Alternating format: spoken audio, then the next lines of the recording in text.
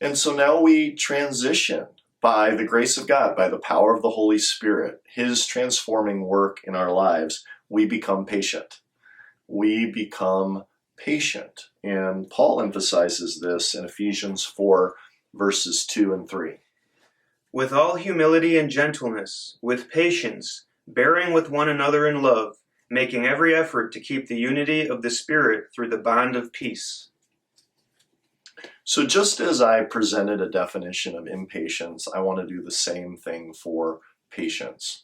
Patience is the quality of viewing difficult people and difficult situations from God's perspective. Difficult people and difficult situations from God's perspective, not our mere human limited perspective.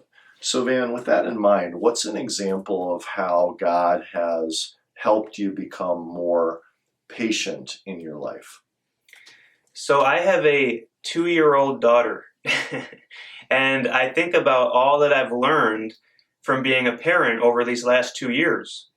I've learned that my daughter needs a lot of time and grace as she develops, with no fault to her own. I mean, she's only 2.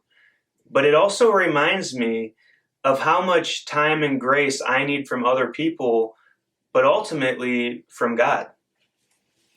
So true. And Van, I wonder during that time period if Becky has shown you a lot of patience in particular, right?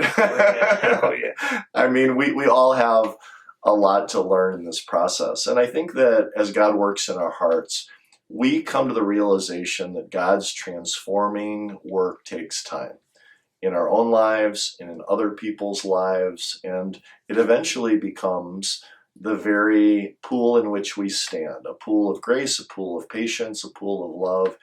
And that makes life doable in the context of our families and our local churches. God is patient indeed.